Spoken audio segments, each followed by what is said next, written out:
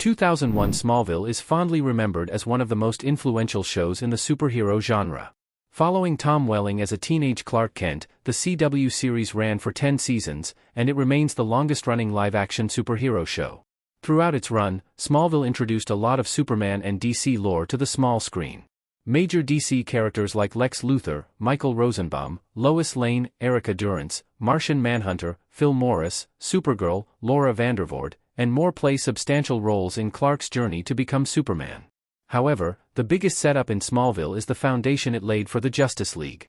The first major DC hero, aside from Clark, to appear on Smallville was Bart Allen/Impulse in Season 4 Episode 5, Run. Impulse was followed by Arthur Curry/Aquaman and Victor Stone/Cyborg in Season 5 before Oliver Queen/Green Arrow completed the roster in Season 6. For all four of these heroes, Smallville was their live-action debut, and their episodes were sprinkled with hints of their future. Amazingly, the series, which had a reputation in its early seasons for planting seeds that never sprouted, actually followed up on these threads, creating one of the first and most iconic iterations of the Justice League. Smallville Season 6 was intended to set up a new Justice League TV show. Oliver Queen's introduction set up the ultimate DC team. Tom Welling in the Superman costume during the Smallville series finale. The arrival of Green Arrow, played by Justin Hartley, on Smallville represented a larger shift in the series. After Clark graduated high school, the series struggled to transition him into adulthood. Oliver joining the cast helped push Smallville from a teen drama to a young adult action series. No episode better represents this evolution than Season 6 Episode 11, Justice. Oliver enlists the help of Bart, Arthur, and Victor to investigate Lex's secret, Project 33.1, leading to both Bart and Clark getting kidnapped. Throughout the episode, the team members reveal how Oliver brought them together. By the end of the episode, Clark and his allies have successfully united to take out Lex's secret lab.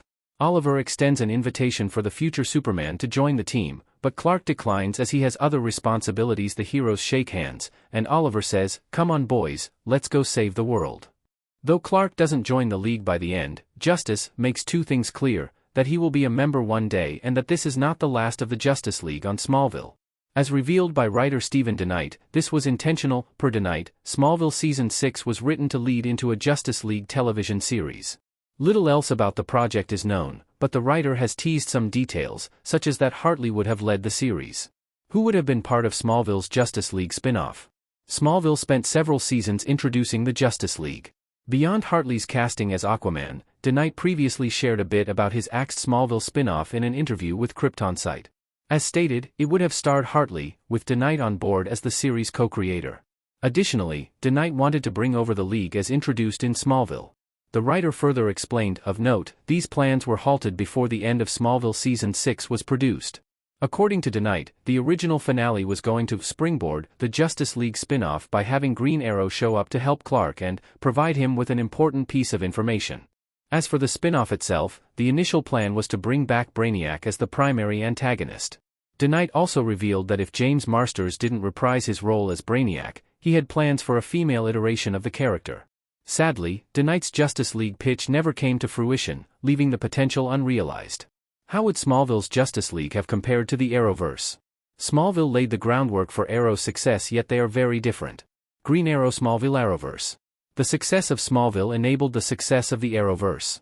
In fact, it has long been debated that Arrow was intended as a spin-off from the Superman series.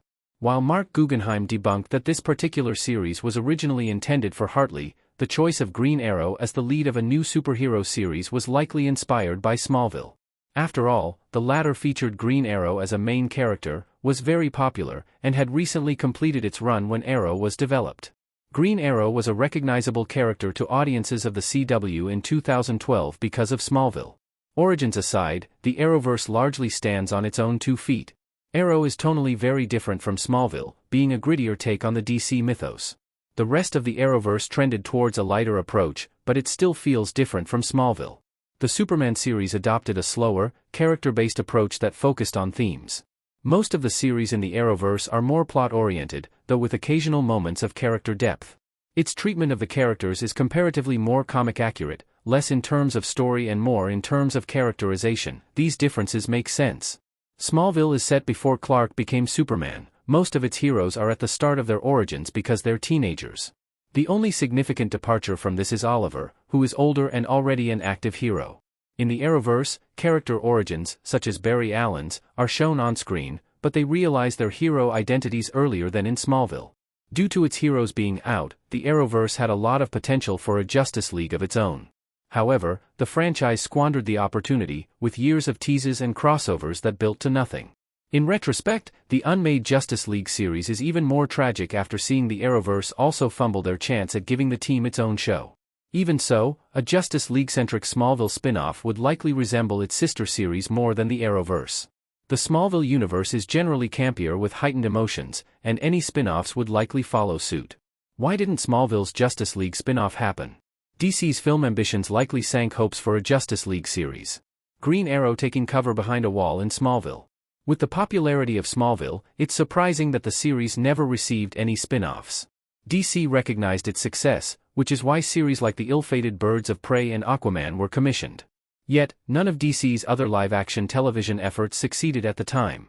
In the case of DeKnight's proposed Justice League series, the show never made it to the pilot stage. Reasons for this may vary, but the most likely explanation is DC's desire to save certain characters for the big screen. Notably, this policy also prevented Batman from being on Smallville due to the Dark Knight franchise. The Justice League didn't appear in a theatrical release in the early 2000s, however, they almost did.